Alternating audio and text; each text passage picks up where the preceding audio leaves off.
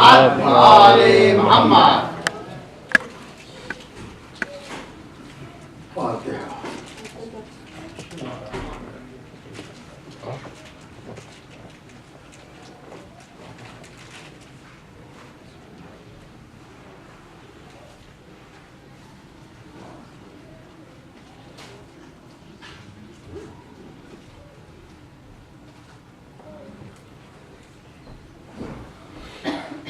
أعوذ بالله السميع العليم من الشيطان اللعين الرجيم. بسم الله الرحمن الرحيم. الحمد لله رب العالمين والعاقبة للمتقين والجنة للموحدين والنار للعاصين. والصلاة والسلام والتحية والإكرام على سيد الأنبياء والمرسلين خاتم النبيين شفيع المذنبين أنيس الغريبين مراد المشتاقين سيدنا ونبينا وشفيع ذنوبنا وطبيب نفوسنا وحبيب قلوبنا أبي القاسم محمد. اللهم صل على محمد وآل محمد. بيته الطيبين الطاهرين المعصومين المظلومين. أما بعد فقد قال الله سبحانه تبارك وتعالى في كتابه المبين وهو أصدق القائلين وقوله الحق. بسم الله الرحمن الرحيم. اذان محترم، قرآن مجید کی جس آیت کی میں تلاوت آپ کے سامنے کرتا رہا ہوں اس کو آج میں ترجمہ پیش کر رہا ہوں، مگر یہ کہ تھوڑا سا اور میرے نزدیک آ جائیے تو مجھے اپنی بات اللهم صل على محمد وآل محمد. یہ سورہ فاطر ہے کہ جس کا قرآن کی ترتیب میں 35واں نمبر ہے اور یہ سورہ کی 32ویں آیت میں نے آپ کے سامنے پیش کی ہے، جس کا آیت یہ ہے کہ ثم اورثنا الکتاب الذین اصطفینا من عبادنا. ہم نے پھر وارث بنایا ہے اپنی کتاب کا اپنے ان بندوں کو کہ جنہیں ہم نے منتخب کر لیا ہے. اور اس کے بعد میں قرآن مجید نے اس سماج اور دنیاوی حالات پر روشنی ڈالتے ہوئے فرمایا کہ فَمِنْهُمْ ظَالِمٌ لِنَفْسِهِ. یہ جو ہماری دنیا ہے، یہ جو ہمارے بندے ہیں، یہ جو ہماری مخلوق ہے، یہ جو جسے انسان کہا جاتا ہے، اس میں سے 3 طرح کے لوگ ہیں. فَمِنْهُمْ ظَالِمٌ لِنَفْسِهِ، ان میں سے کچھ تو ایسے ہیں کہ جو اپنے اوپر خود ظلم کرتے ہیں. وَمِنْهُمْ مُقْتَصِدٌ، اور کچھ ایسے ہیں کہ جو درمیانہ راستہ اپناتے ہیں. اور اس کے بعد میں تیسری قسم قرآن نے بتائی ہے کہ وَمِنْهُمْ سَابِقٌ بِالْخَيْرَاتِ. تیسرا طبقہ وہ ہے کہ جو نیکیوں کی طرف سبقت کرتا ہے بِإِذْنِ اللَّهِ، اللہ کی اجازت سے. ذَلِكَ هُوَ الْفَضْلُ الْكَبِيرُ، اور یہ وہ بڑی چیز ہے کہ جسے بس اللہ کا سب سے بڑا فضل کہا جا سکتا ہے. یہ آیت کا ترجمہ ہے. تو اس مرحلے میں نے آپ سے عرض کیا تھا، اور گزشتہ میری جو گفتگو آپ سے رہی ہے اس سلسلے میں نے عرض کیا تھا، قرآن در حقیقت صرف تلاوت کے واسطے نازل نہیں ہوا ہے بلکہ ہدایت کے واسطے نازل ہوا ہے. اور وہ ہدایت جب ہی ممکن ہے کہ جب انسان اپنے فکر کو، شعور کو، اپنی سوچ کو، سمجھ کو، اپنے سوچنے سمجھنے کی طاقتوں کو قرآن مجید میں استعمال کرے اور اسے سمجھنے کی کوشش کرے کہ قرآن کیا کہہ رہا ہے اور کیا مطالبہ کر رہا ہے اور کیا چاہتا ہے۔ یہ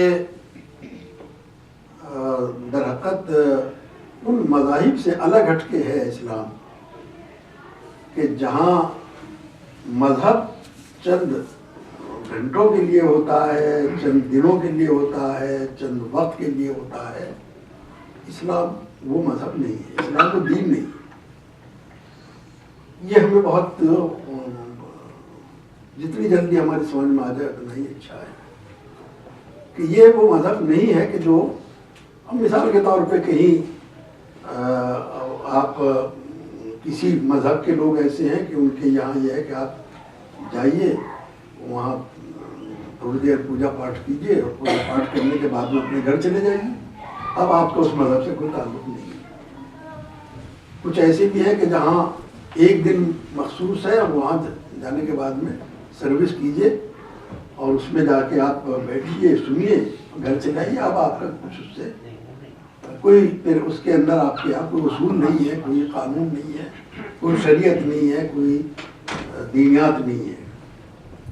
یعنی یہ میں اس لیے عرض کر رہا ہوں کہ اتفاق کی بات یہ ہے کہ میرے کچھ دوستوں میں 2-3 وہاں علی گڑھ میں عیسائی پادری ان سے میرے دوستی ہے اور وہ اکثر مجھے اپنے جلسے میں بلاتی بھی ہیں، میں بھی جاتا ہوں۔ میں نے بھی ایک دفعہ ان کو اپنی فیکلٹی میں بلایا تھا اور میں نے یہی موضوع رکھا تھا کہ آپ یہ بتائیے کہ عیسائیت کی دینیات کیا ہے، کس چیز کا نام ہے عیسائیت، کیا کرنا چاہیے، کیا اس کے فرائض ہیں، کیا واجبات ہیں، کیا محرمات ہیں، کیا مستحبات ہیں، کیا مباحات ہے، کچھ اس پر روشن ڈالی۔ تو انہوں نے اتفاق کی بات ہے کہ اس میں ایک اسلامک اسٹڈیز میں آسٹریلیا سے بھی ایک عیسائی عالم آئے ہوئے تھے، وہ ریسرچ کر رہے تھے اسلامک اسٹڈیز میں۔ اس کے بعد میں جب وہ بھی تھے اور 2 اور تھے، ان سے میں نے یہ کہا کہ صاحب آپ یونیورسٹی میں نے لیکچر کرایا تھا ان کا، تو وہ کچھ بھی نہیں بتا سکے، حالانکہ وہ بہت اہم عہدوں کے اوپر فائز تھے۔ تو میں نے یہ پوچھا کہ آپ ذرا یہ بتائیے کہ آپ کے واجبات کیا ہیں، محرمات کیا ہیں، جیسے اسلام میں ہے کہ نماز پڑھنا واجب ہے، روزہ رکھنا ہے، زکوٰۃ دینا ہے، حج کرنا ہے، اس طریقے کا کچھ آپ کے ہیں۔ انہوں نے کہا کہ بس 2 چیزیں ہمارے پاس تو، اور وہ 2 چیزیں کیا ہیں کہ ایک تو یہ ہے کہ خدمت خلق،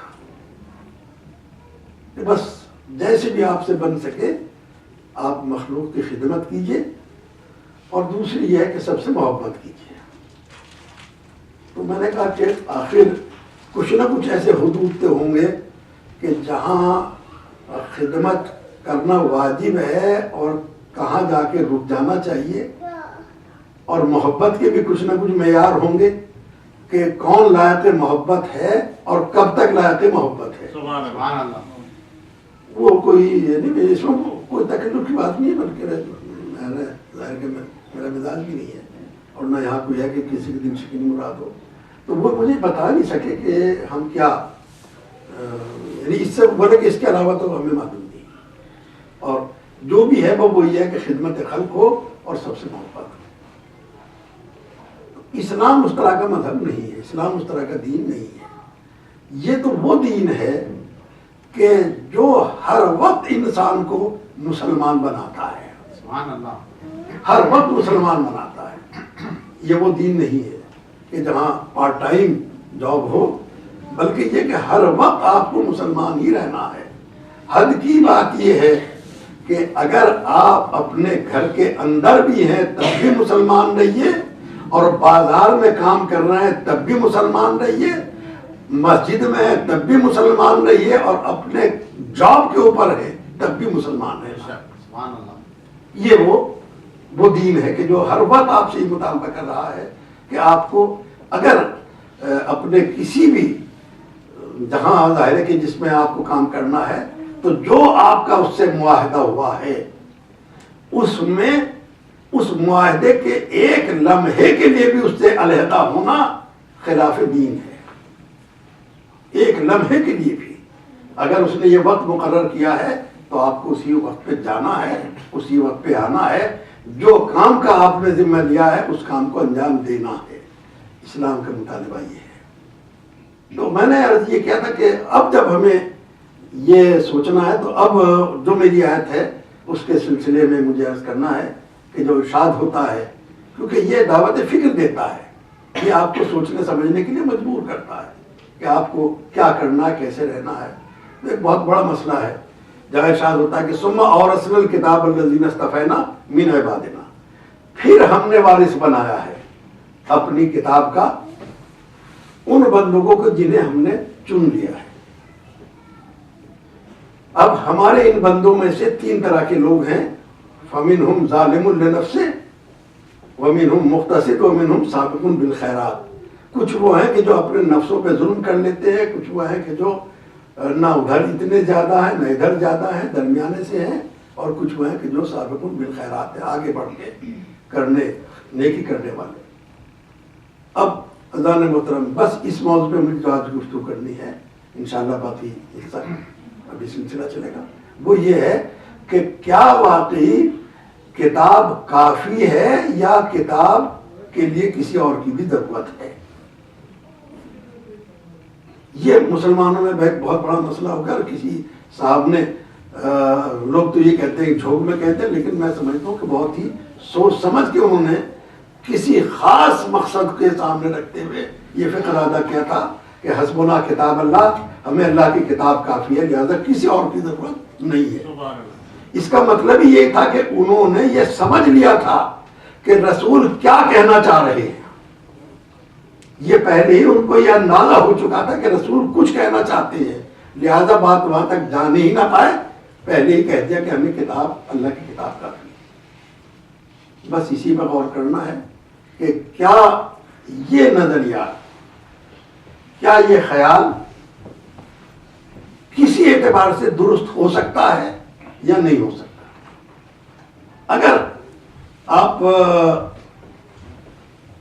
عقل عمومی کے اعتبار سے دیکھیں, سماج کے اعتبار سے دیکھیں, حالات کے اعتبار سے دیکھیں, تو سمجھ میں بات یہ آتی ہے کہ دین اور مذہب اور گفتگو کو علیحدہ رکھتے ہوئے اگر ہم غور کرتے ہیں تو ہمیں اندازہ ہوتا ہے کہ اس سے زیادہ غلط دعویٰ کوئی ہو نہیں سکتا.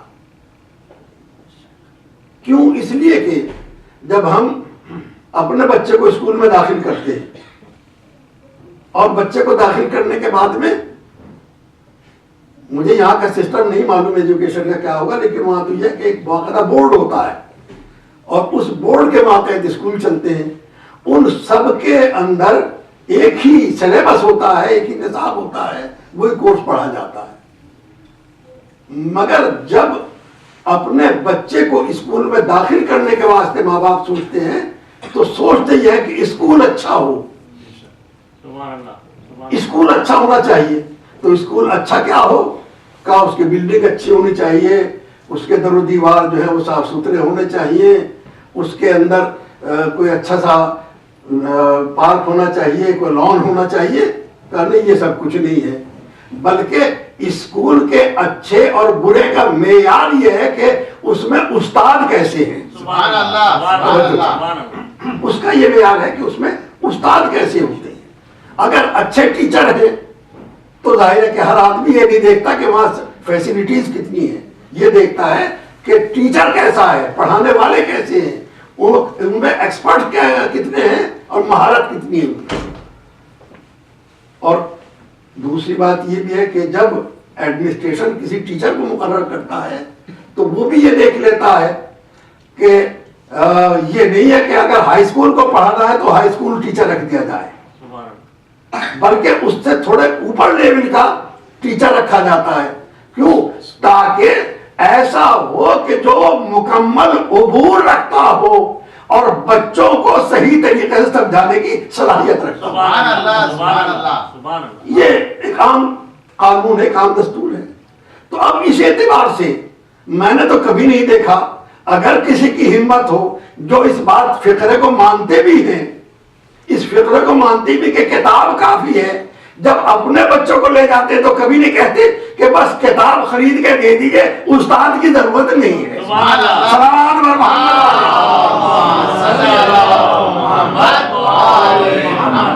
تو یہ تو بالکل عقل کے خلاف بات ہے۔ اور دوسری بات یہ کہ اب ذرا سا اور آگے بڑھیے کہ جس کتاب کے بارے میں آپ کہہ رہے ہیں کہ ہمیں کافی ہے، یہ تو کتاب ایسی ہے کہ تنہا نہ رسول کو کافی ہوئی، اور بہت بڑا دعویٰ کر رہا ہوں، تنہا نہ رسول کو کافی ہوئی نہ خدا کو کافی ہوئی۔ بہت بڑا میں نے کلیم کر دیا میرے تو، ڈرتے ڈرتے بچتے بچتے، مگر حقیقت یہ ہے کہ یہ تو کتاب تنہا کافی نہ ہو سکی، بلکہ اگر کافی ہوتی تو عیسائیوں کے سامنے مباہلے کے موقع پر قرآن کی آیتیں پیش کی جاتی، اہل بیت کو لے کر نہ جاتے۔ سبحان اللہ، سبحان اللہ، سبحان اللہ۔ اور پھر پیغمبر بھی تنہا خود اپنی مرضی سے لے کر نہیں گئے تھے، بلکہ اللہ نے حکم دیا ہے فمن حاجک من بعد ما جاءک من العلم، کہ اب بھی اگر یہ آپ سے گفتگو کرنے کے بعد، علم آنے کے بعد بھی کٹ حجتیاں کر رہے ہیں تو اب کہہ دیجئے آپ ان سے، فقل، آپ کہہ دیجئے، یعنی ان کے سامنے کے جن کے سامنے قرآن مجید کی آیتیں روزانہ پیش کی جا رہی تھی وہ ماننے کے لیے تیار نہیں تھے، ان کے سامنے کہا جا رہا ہے کہ یہ نہیں مان رہے ہیں، آیتیں آ گئی، علم آ گیا، تو اب اہل بیت کو لے کر چلیے۔ اس کا مطلب یہ ہے کہ جہاں قرآن ناکافی ہوتا ہے وہاں اہل بیت کی ضرورت پڑتی ہے۔ صلوات بر محمد۔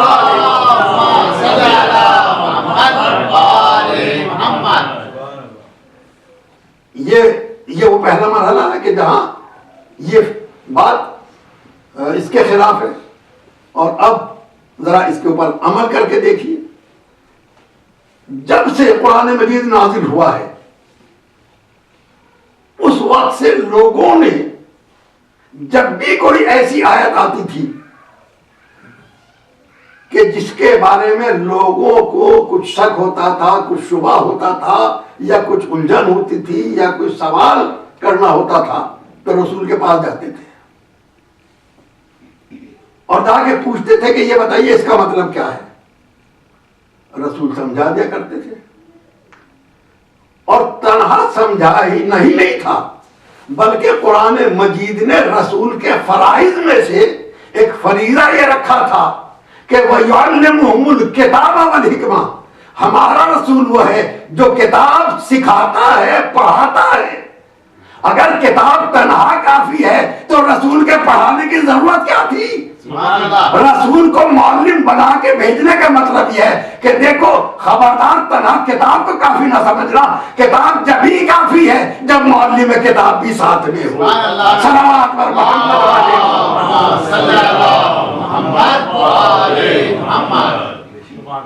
اب ذرا بات کو تھوڑی سی اور آگے بڑھائیں کہ میں نے عرض کیا کہ یہ رسول کی سیرت کے خلاف، عقل کے خلاف، سماج کے خلاف۔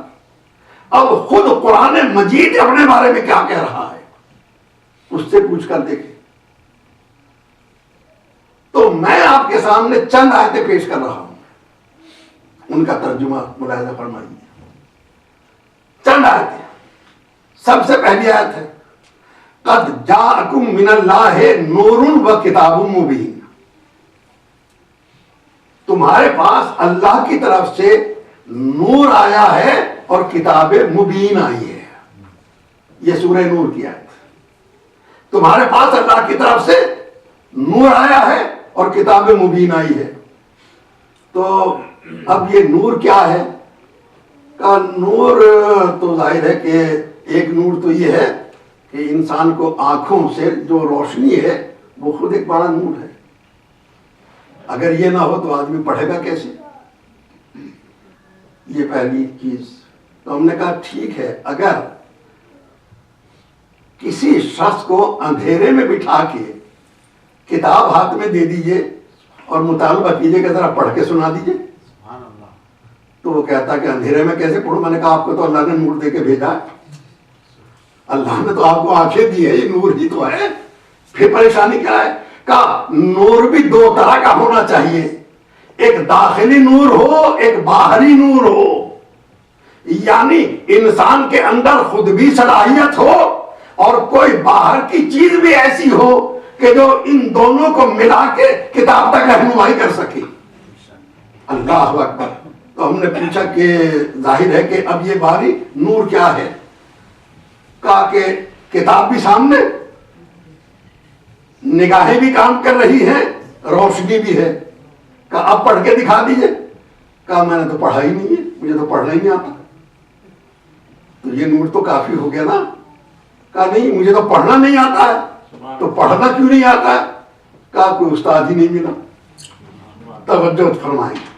کہا میں کسی استاد کے پاس نہیں گیا، ٹیچر کے پاس نہیں گیا۔ تو اس کا مطلب یہ ہوا کہ جب تلک کے اپنا نور ہوتے ہوئے بھی کوئی معلم ساتھ میں نہ آ جائے، اس وقت تک نہ کتاب کافی ہوتی نہ ذاتی نور کافی ہوتا۔ سبحان اللہ، سبحان اللہ۔ اب اس کے بعد میں پھر یہ نور کیا ہے؟ یہ کون سے نور کی طرف اشارہ ہے؟ ارشاد یہ ہوتا ہے فَالَّذِينَ آمَنُوا بِهِ وَنَصَرُوهُ وَعَزَّرُوهُ وَنَصَرُوهُ وَاتَّبَعُوا النُّورَ الَّذِي أُنزِلَ مَعَهُ أُولَٰئِكَ هُمُ الْمُفْلِحُونَ۔ وہ لوگ کہ جو رسول کے اوپر ایمان لائے ہیں اور رسول کی انہوں نے تکریم کی ہے، احترام کیا ہے، توقیر کی ہے، عزت کی ہے، اور تنہا یہ نہیں وَنَصَرُوهُ، اور رسول کی مدد بھی کی ہے۔ بات یہاں تک نہیں رکی۔ وَاتَّبَعُوا النُّورَ الَّذِي، اور انہوں نے اس نور کی پیروی بھی کی ہے، اُنزِلَ مَعَهُ، جو رسول کے ساتھ آیا ہے۔ توجہ فرمائیں گے۔ وَاتَّبَعُوا النُّورَ الَّذِي اُنزِلَ مَعَهُ، جو رسول کے ساتھ آیا ہے۔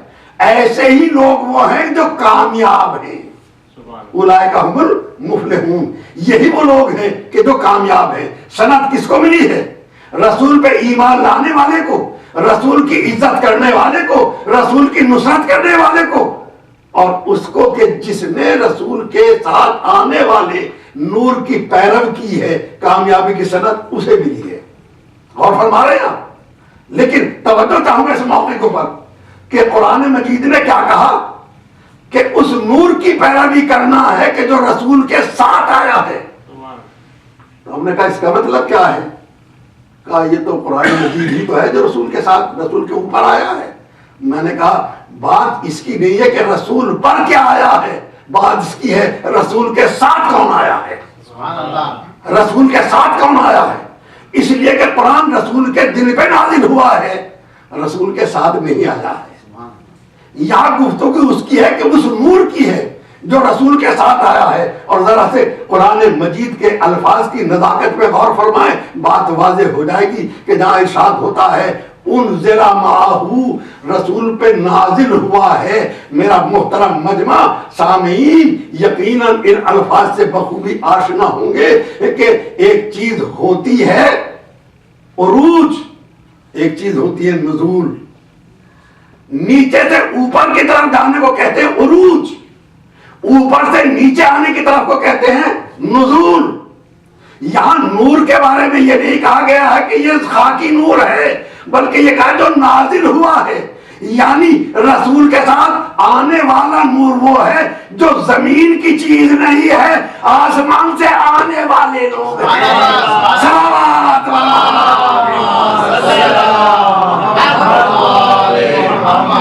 ایک مرتبہ اور صلوات پڑھے بر محمد۔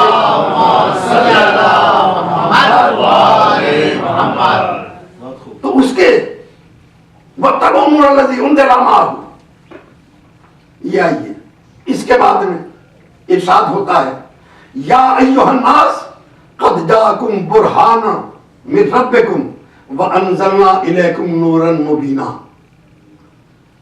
اے لوگوں، تمہارے پروردگار کی طرف سے تمہارے پاس کھلی ہوئی دلیل آئی ہے جو قرآن مجید ہے۔ وَأَنزَلْنَا إِلَيْكُمْ نُورًا مُبِينًا، اور ہم نے تمہاری طرف ایک کھلا ہوا نور بھی بھیجا ہے۔ ہم نے تمہاری طرف کھلا ہوا نور بھی بھیجا ہے. اس سے بھی اندازہ لگا لیجیے. اور آگے ارشاد ہوتی ہے کہ یا ایھا الذین آمنوا اتقوا اللہ وآمنوا برسولہ، صاحبان ایمان اللہ سے ڈرتے رہو. وآمنوا برسولہ، اور اس کے رسول کے اوپر ایمان لاؤ. نتیجہ کیا ہوگا؟ یؤتکم کفلین من رحمتہ، تو وہ رسول رحمت کے 2 پلے تمہیں دے گا. سبحان اللہ، سبحان اللہ. رحمت کے 2 پلے تمہیں دے گا. وَيَجْعَلْ لَكُمْ نُورًا، اور ایسا نور تمہارے سامنے پیش کرے گا تمشون بِہِ، کہ جس کے ذریعے سے تم راستے چل سکو گے. وَيَغْفِرْ لَكُمْ، اور اللہ تمہیں معاف کر دے گا. تو اس کا مطلب یہ ہوا کہ اگر اس نور کا ساتھ نہیں ہوا ہے تو نہ انسان راستہ چل پائے گا اور نہ خدا مغفرت کر پائے گا. سبحان اللہ. یہ آیت ملاحظہ فرمائیں. اور آگے سنیے جہاں ارشاد ہوتا ہے کہ لقد ارسلنا رسلنا بالبینات وانزلنا معهم الکتاب والمیزان لیقوم الناس بالقسط. یہ سورہ حدید کی آیت ہے. ہم نے اپنے رسولوں کو بھیجا ہے کھلی ہوئی دلیلوں کے ساتھ میں، معجزوں کے ساتھ میں. وانزلنا معهم الکتاب، اور ہم نے ان کے ساتھ کتاب بھیجی ہے. بات یہ ختم نہیں ہو گئی ہے. انزلنا معهم الکتاب، ہم نے ان کے ساتھ کتاب نازل کی ہے. والمیزان، اور میزان بھی بھیجی ہے. لیقوم الناس بالقسط، تاکہ لوگ صحیح راستے پر چل سکے. یہاں بھی تنہا کتاب کافی نہیں ہے، کتاب پر بات نہیں چھوڑ دی گئی، میزان بھی کہا ہے.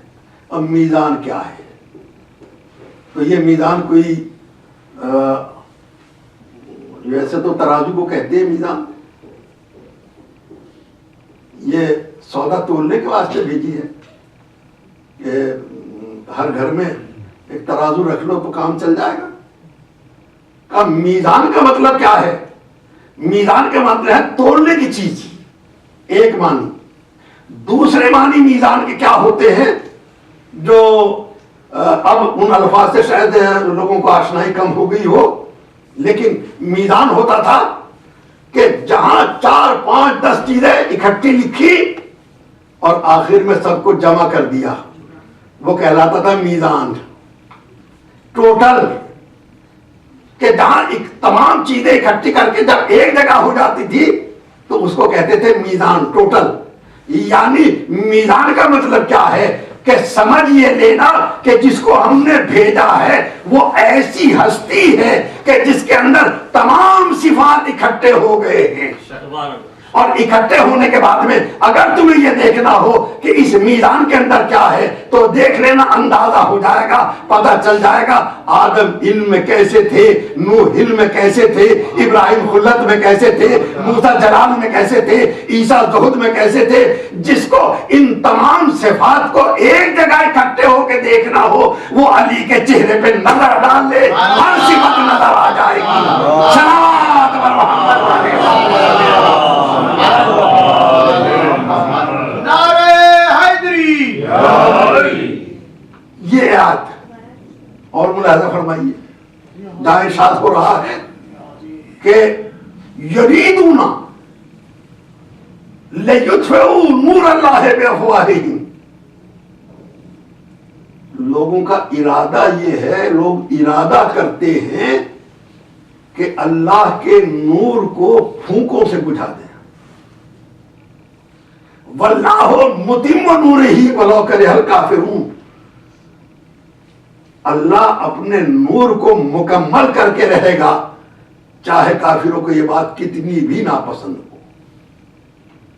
آپ قرآن مجید کی آیت پہ ذرا توجہ رکھیں، ملاحظہ فرمائیں کہ یہاں کیا کہا کہ لوگ ارادہ کرتے ہیں کہ اللہ کے نور کو بجھا دے پھونکوں سے، اور اللہ اپنے نور کو مکمل کر کے رہے گا چاہے یہ بات لوگوں کو ناگوار ہی کیوں نہ ہو.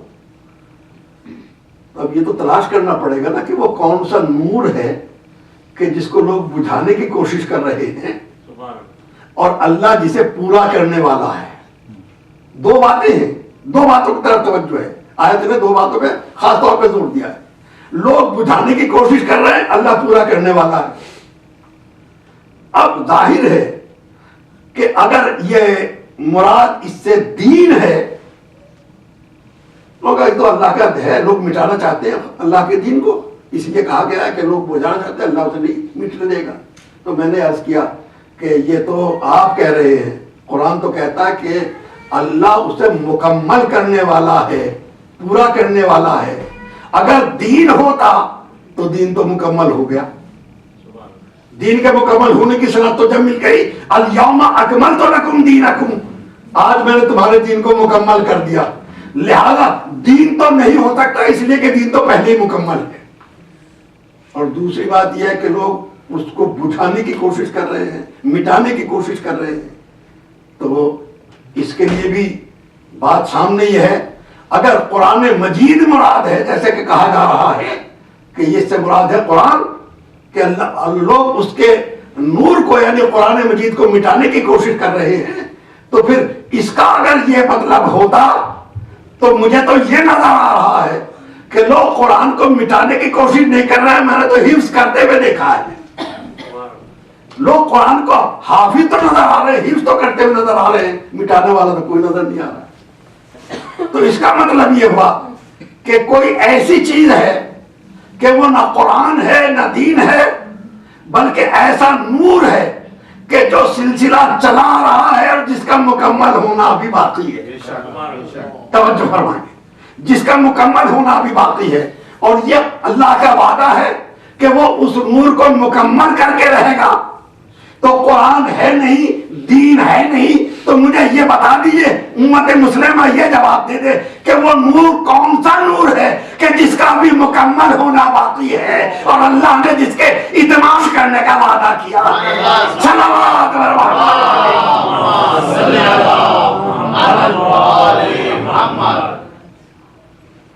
اور بس اب اگلی آیت جہاں ارشاد ہوتا ہے کہ وَمَن لَمْ يَجْعَلِ اللَّهُ نُورًا فَمَا لَهُ مِن نُور.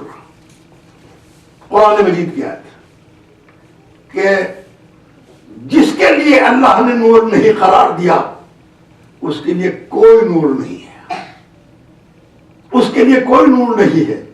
اللہ نے تو قرار سب کے لیے دیا ہے، مگر مراد یہ ہے کہ اس سے جو اس نور سے فائدہ نہ اٹھائے اس کے لیے اندھیرا ہی اندھیرا ہے. وَمَن لَمْ يَجْعَلِ اللَّهُ نُورًا، جس کے لیے اللہ نے نور قرار دیا اس نے فائدہ نہیں اٹھایا، فَمَا لَهُ مِن نُور، اس کے بعد میں پھر کوئی اس کے لیے اندھیرا ہی اندھیرا ہے. اس کا مطلب یہ ہوا کہ امت مسلمہ کو اپنی ذبو حالی کو، خستہ حالی کو دور کرنے کے واسطے کسی نور کو تلاش کرنا پڑے گا. اور یہ اندھیرا اس وقت تک دور نہیں ہو سکتا جب تک کہ اس نور سے وابستہ نہ ہو جائے. اللہ اکبر. معززان محترم، یہ وہ نور ہے کہ جس کے بارے میں ارشاد فرما رہا ہے کہ ہم نے کتاب کے ساتھ میں ان چیزوں کو بھی بھیجا ہے، نور کو بھی بھیجا ہے. تو اب دیکھنا یہ کہ وہ نور کیا ہے، وہ نور ہے کون سا کہ جس کے بارے میں ارشاد یہ ہو رہا ہے اگر یہ نہیں ہے تو کچھ نہیں ہے. تو اب اس نور کو سمجھنے کے واسطے کچھ تھوڑا سا اشارہ تو ملنا چاہیے. حدیث ہم پیش کریں گے کہ آپ کی گڑھی ہوئی ہے. ہم اگر کوئی بات کہنا چاہتے ہیں یہ آپ کا خیال ہے، آپ کا نظریہ ہے، تو وہ نقطہ تو ڈھونڈنا پڑے گا کہ جسے آپ بھی ماننے پہ مجبور ہوں اور ہم بھی ماننے پہ مجبور ہوں. وہ نقطہ کیا ہے؟ کتاب کے بارے میں ارشاد فرما رہا ہے لا رطب ولا یابس الا فی کتاب مبین. کوئی خشک و تر چیز ایسی نہیں ہے جو اس کتاب کے اندر موجود نہ ہو. تو ایسا اس کے پلہ کو نور ایسا تو ہو جس کے بارے میں قرآن ہی کہہ رہا ہو کل شیء احصیناہ فی امام مبین. ہر چیز کو ہم نے امام مبین میں سمو دیا ہے. ہر چیز کتاب کے اندر بھی ہے، ہر چیز امام کے اندر بھی ہے. صلوات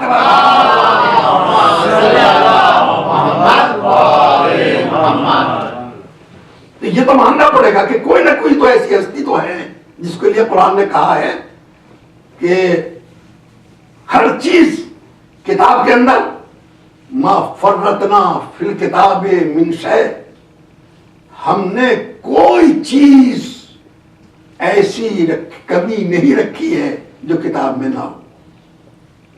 کوئی چیز ایسی نہیں ہے کہ جو کتاب میں نہ ہو.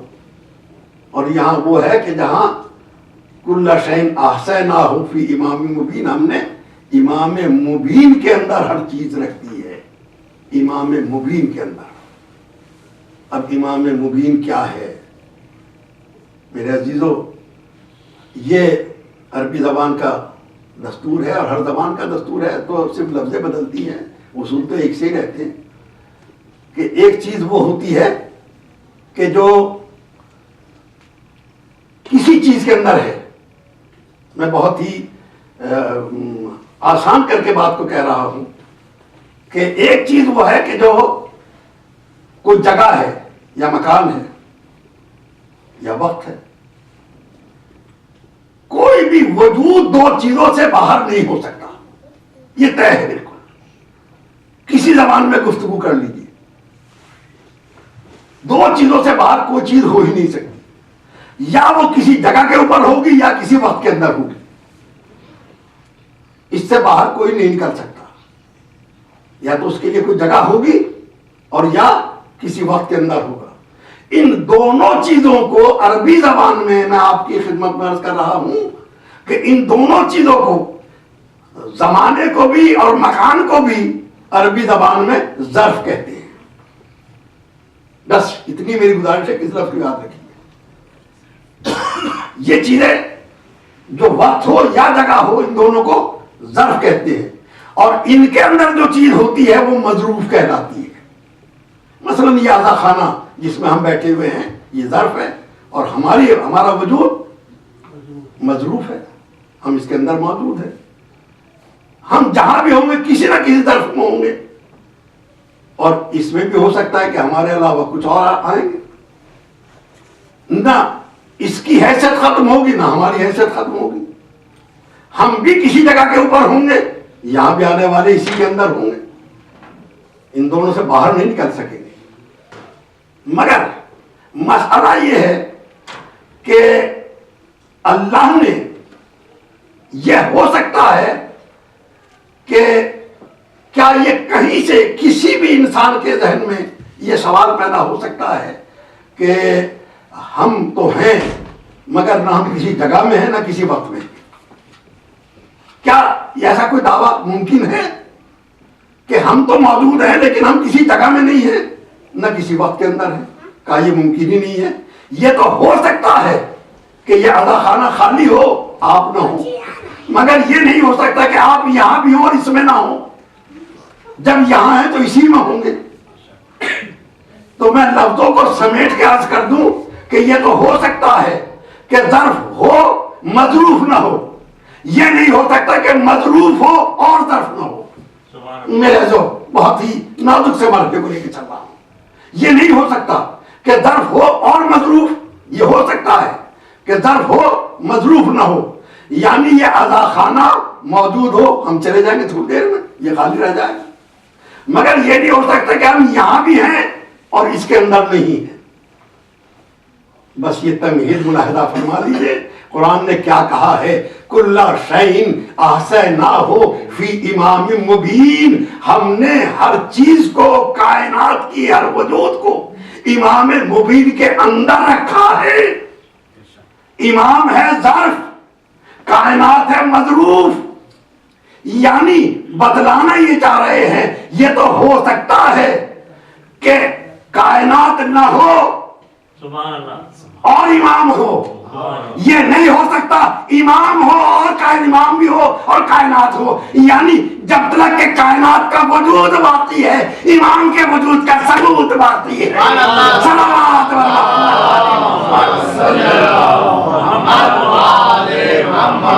ایک مرتبہ اور صلوات پڑھ کر.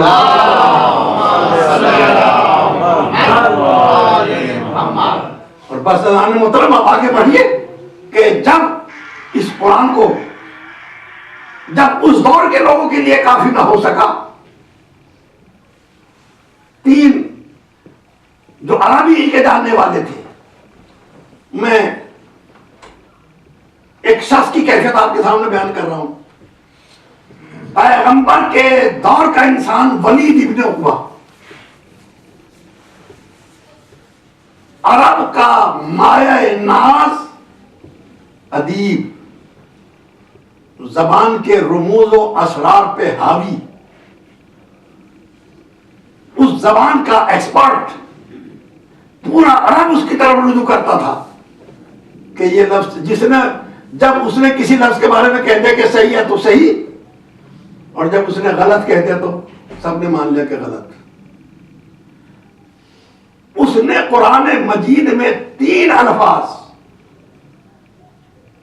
ڈھونڈنے کے بعد کہا کہ یہ الفاظ تو کچھ ذرا فصاحت کے خلاف ہیں. 3 لفظ ایسی ہیں کہ جو قرآن مجید میں استعمال ہوئی, یہ کچھ فصاحت کے خلاف ہیں. ایک سورہ رعد میں ایک لفظ آیا ہے اتستہزئو, کیا تم میرا مذاق اڑا رہے ہو. کہا یہ ذرا کچھ فصاحت کے مطابق نہیں ہے. دوسرا لفظ اس نے جو استعمال کیا کہ سورہ نوح میں ایک لفظ آیا کبار, کا یہ بھی فصاحت سے ذرا الگ ہٹا ہوا لفظ ہے. اور تیسرا اس نے ایک لفظ کہا شیون عجاب, جو قرآن مجید میں آیا ہے. کہ یہ 3 الفاظ ایسے ہیں پورے قرآن میں کہ جو مطلب میرے خیال سے اس معیار کے اوپر نہیں ہے کہ جو ہونا چاہیے. حضرت کو پتہ چلا, کچھ دنوں کے بعد میں وہ آیا. آنے کے بعد آپ نے اس کا ہاتھ پکڑا, احترام میں کھڑے ہو گئے. جیسے ہی وہ کھڑا ہوا آپ اس کا ہاتھ پکڑ کے بیٹھ گئے. جیسے ہی وہ بیٹھا پھر ہاتھ پکڑ کے کھڑے ہو گئے. جیسے ہی کھڑا ہوا پھر ہاتھ پکڑ کے بیٹھ گئے. جب 6-7 مرتبہ یہ ہو گیا تو بے ساختہ اس کی زبان سے جو فقرہ نکلا وہ یہ تھا اتستہزئنی وانا من کبار قریش ان ھذا لشیء عجاب. یہ فقہ کا کیا میرا مذاق اڑا رہے ہیں, میں تو قریش کے بڑے لوگوں میں سے ہوں اور یہ تو عجیب چیز آپ کر رہے ہیں. آپ نے فرمایا تو نے 3 ہی لفظوں کے بارے میں کہا تھا نا, یہ تینوں لفظ تو خود ہی استعمال کر رہا ہے. اس کا مطلب یہ ہے کہ قرآن میں کبھی نہیں ہے, تیری معلومات میں کبھی تھی.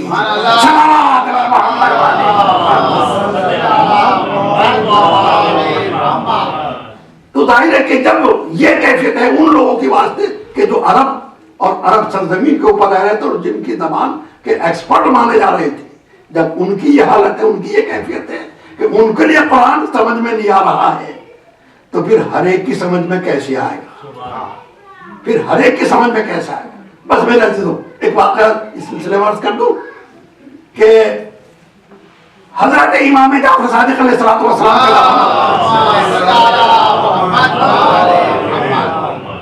اس زمانے میں ایک دہریہ اسحاق کندی, اس نے قرآن مجید کو پڑھنے کے بعد ظاہر ہے عربی عرب لوگ تھے, ان کے لیے عربی کو پڑھنا تو کوئی مسئلہ تھا ہی نہیں. اس نے قرآن کو پڑھنے کے بعد میں کتاب لکھنا شروع کیا, اور اس کتاب کا موضوع یہ تھا کہ قرآن میں جو کنٹرڈکشن ہیں ان کو سامنے لایا جائے, ان کو پیش کیا جائے. اسحاق کندی نام ہے. اس نے کتاب لکھ لی کہ یہ چیز فلاں جگہ سے ٹکرا رہی ہے, یہ موضوع فلاں جگہ سے ٹکرا رہا ہے, یہ آیت فلاں آیت سے ٹکرا رہی ہے. کتاب تیار کر کے رکھ دی. جب تیار ہو گئی امام نے اس کو بلایا. بلانے کے بعد کہا کہ میں نے سنا ہے کہ تم نے تناقضات قرآن, تناقض کہلاتا ہے, کنٹرڈکشن کو کہتے ہیں تناقض. میں نے سنا ہے کہ تم نے تناقضات قرآن کے اوپر کوئی کتاب لکھی ہے. کہا ہاں لکھی. کیوں؟ کہا اس لیے کہ تناقض ہے, کنٹرڈکشن ہے. آپ نے فرمایا کہ ایک بات یہ بتا کہ کیا قرآن تم نے لکھا ہے یا کسی اور نے؟ کہا نہیں میں نے تو نہیں لکھا ہے. میں لکھتا تو پھر مجھے اس کی رد لکھنے کی کیا ضرورت تھی؟ کہا پھر کس نے لکھا ہے، پھر کس کا ہے؟ کہا جس نے بھی ہو، لیکن اس میں کنٹرڈکشن ہے۔ آپ نے فرمایا اچھا یہ بتا کہ کیا ایک لفظ کی ایک ہی معنی ہوتے ہیں یا الگ الگ ہوتے ہیں؟ کہا نہیں، ایک لفظ کے تو بہت سے معنی ہوتے ہیں، ہر زبان میں الگ الگ ہوتے ہیں۔ جس زبان میں آپ دیکھیے کہ ایک لفظ کے کئی معنی ہیں۔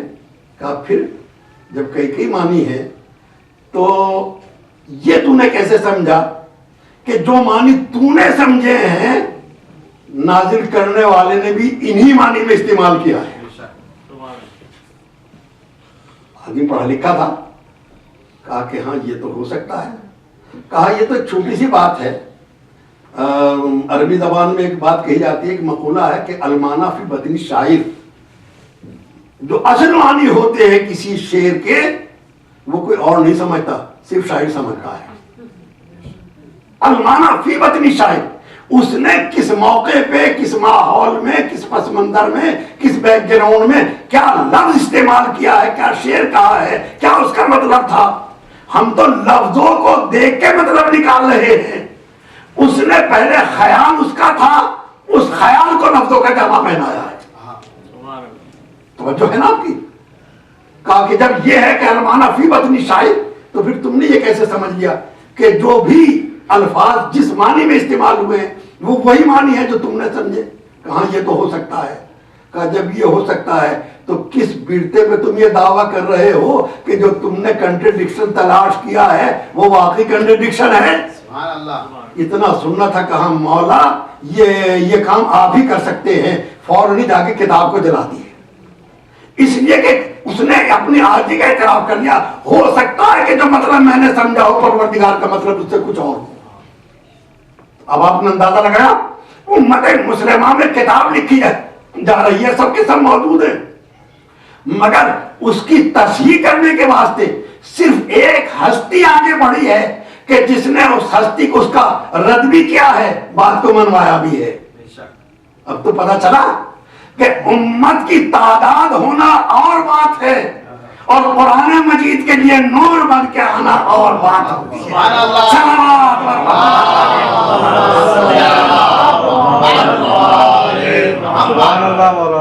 اب ظاہر ہے یہ وہ منزل ہے کہ جہاں کہا گیا کہ ہم نے، اب یہ انشاءاللہ کل کی گفتگو میں اگلی بات، کہ اب وہ مقام، وہ منزل آئی ہے کہ جہاں یہ نور آیا ہے۔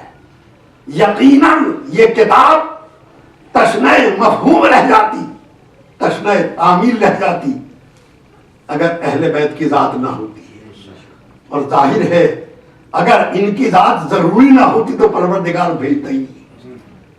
اس نے بھیجا ہی اس لیے ہے تاکہ قرآن مجید کی آیات کی تشریح کرتے رہیں، لوگوں کو سمجھاتے رہیں۔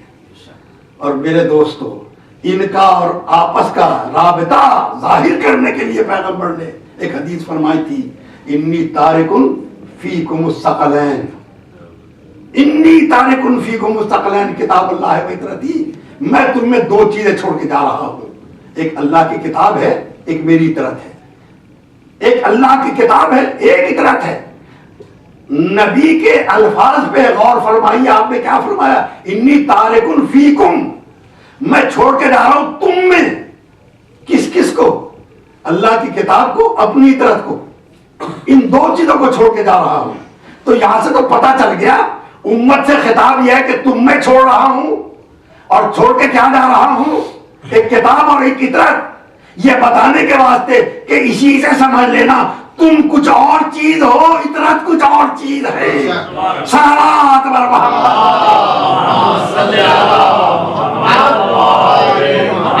اور پھر یہ وہ اطرت ہی ہے کہ میرے عزیزان محترم کہ سر اور تن میں جدائی ہو گئی، مگر کتاب اور نور میں جدائی نہیں۔ نو کے نیزہ پہ سر حسین ہے اور تلاوت کرتا ہوا جا رہا ہے۔ ہم حسبت ان اصحاب الکہف والرقیم کانوا من آیاتنا عجبا، کیا تم نے یہ سوچ لیا ہے ارے اصحاب کہف تو ہماری عجیب نشانیوں میں سے تھے۔ ہاں دوستو، یہ منزل عجیب ہے جس کو معرفت ہوگی، جس نے ان کو معرفت کے ساتھ میں پہچان لیا ہے۔ بس میں ایک بات عرض کیا کرتا ہوں اور آپ کی خدمت میں بھی عرض کر رہا ہوں کہ حسین کو جاننا اور بات ہے اور حسین کو پہچاننا اور بات ہے۔ یقیناً ہم حسین کو جانتے ہیں، ہمیں دعا ہے پروردگار سے کہ وہ ہمیں حسین کی معرفت عطا فرماتے ہیں۔ اس لیے کہ بس لفظ سمیٹ کے آگے بڑھ جاؤں کہ جب تک جانتا ہے تو کچھ اور ہوتا ہے، جب پہچانتا ہے تو کچھ اور ہوتا ہے۔ حر جب تک حسین کو جانتا تھا حر تھا، جب معرفت ہو گئی تو جناب حر بن گیا، سبحان اللہ، جناب حر بن گیا ہے، اس لیے اب معرفت ہو گئی ہے۔ اللہ اللہ، اور کس منزل پہ وہ مقام، رات کا سناٹا، پریشان حال کربلا کا میدان فوجوں سے اٹا ہوا اور پریشانی کا عالم، بار بار سوچ رہا ہے خیموں سے بچوں کے بلکنے کی آوازیں، اور سوچ رہا ہے کہ میں ہی تو ہوں جس کی وجہ سے یہ اہل حرم آج اس نوبت کے اوپر آئے۔ روایت کہتی ہے کہ اسی وقت پریشانی کے عالم میں گھومتا گھومتا ایک جگہ پہنچا، دیکھتا کیا ہے کہ ایک بی بی کالی چادر اوڑھے ہوئے ایک نشے میں بیٹھی ہوئی بیان کر رہی ہے۔ اور قریب پہنچا، پہنچنے کے بعد ایک مرتبہ کہتا ہے بی بی اس ہنگام میں، اس پریشانی کے عالم میں تو کون ہے جو یہاں نشے میں بیٹھی رو رہی ہے؟ بس ایک ہی فقرہ زبان سے آیا کہ حر کیا بتاؤں کہ میں کون ہوں؟ میں حسین کی دکھیاری ماں فاطمہ زہرا ہوں۔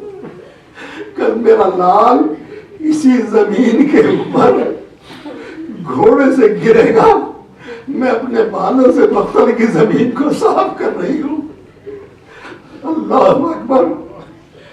بس صبح پکڑنا دشوار ہو گیا، جیسے ہی ایک شخص کہتا ہے کہ میں حر کے قریب پہنچا، میں نے دیکھا ہے حر کو میں نے اتنا پریشان کبھی نہ دیکھا تھا۔ جب پریشانی کے عالم میں نے جب سے قریب پہنچا، میں نے پوچھا کیفیت کیا ہے، تو انہوں نے پلٹ کے جواب دیا کہ کیا تم نے گھوڑوں کو پانی پلا دیا ہے؟ میں سمجھ گیا کہ حر مجھے ہٹانا چاہتا، میں وہاں سے ہٹ گیا۔ لیکن تھوڑی دیر کے بعد میں نے دیکھا کہ حر ایک بھائی، ایک بیٹا، ایک غلام، 4 آدمی حسین کے قافلے کی طرف چلے جا رہے ہیں۔ تھوڑی دور جانے کے بعد حر نے ہاتھ بڑھائے، کہا دیکھو جا تو رہا ہوں، میرے ہاتھوں کو رومال سے باندھ دو۔ بھائی نے پوچھا کہ یہ رومال میں باندھنے کی ضرورت کیا ہے؟ کہا گنہگار بن کے جا رہا ہوں، قصوروار بن کے جا رہا ہوں، اور اس کریم کی بارگاہ میں جا رہا ہوں، اس سے التجا کرنے جا رہا ہوں کہ میری غلطی کو معاف کر دے۔ جیسے ہی قریب پہنچے ہیں تو ایک بار امام نے علی اکبر کو حکم دیا تقدم یا بنیا، علی اکبر آگے بڑھ کر حر کا استقبال کر لو۔ جیسے حر آیا ہے حسین نے سینے سے لگایا، گلے سے لپٹایا، لپٹنے کے بعد میں کہا حر ارے تمہارا سر جھکا ہوا کیوں ہے؟ کہا فرزند حیدر کرار، بس اتنا بتا دیجئے کیا میرا گناہ معاف ہو سکتا ہے؟ کیا میری غلطی معاف ہو سکتی ہے؟ حسین نے آگے بڑھ کر سینے سے لگا، حر ارے میں نے معاف کیا، میرے پروردگار نے معاف کیا۔ حر تیری ماں نے تیرا نام صحیح رکھا تھا، تو دنیا میں بھی حر رہا، آخرت میں بھی حر ہے۔ اللہ اکبر۔ اتنا سننا تھا، ایک مرتبہ عرض کرتا ہے آقا ارے یہ جو کچھ بھی ہو رہا ہے ذمہ دار اپنے کو میں سمجھ رہا ہوں، چاہتا یہ ہوں کہ مجھے سب سے پہلے جانے کی اجازت دے دی جائے۔ کہا حر ارے تو تو میرا مہمان ہے، ایسے وقت میں مہمان بن کے آیا ہے جب حسین کے بچوں کو پینے کے لیے پانی بھی نہیں ہے۔ کہا مولا ارے میں نے بس اجازت یہی چاہ رہا ہوں، مجھے اجازت دے دیجئے۔ حسین نے اجازت دی۔ ایک بار کہتا ہے مولا ارے یہ جوان کون कौन है?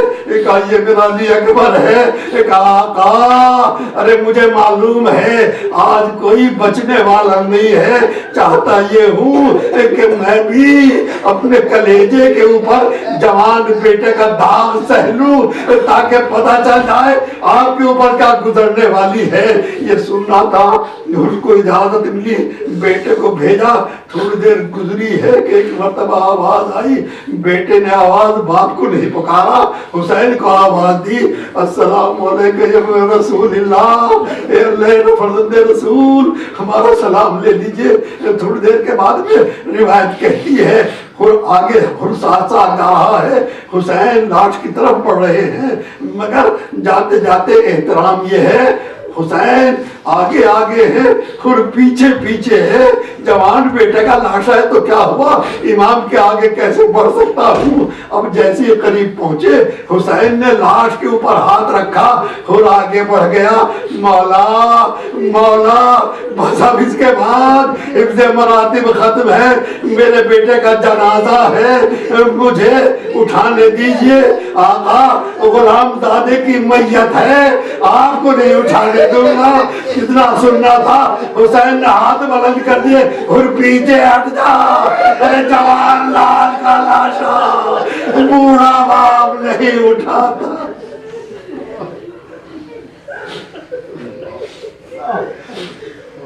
बस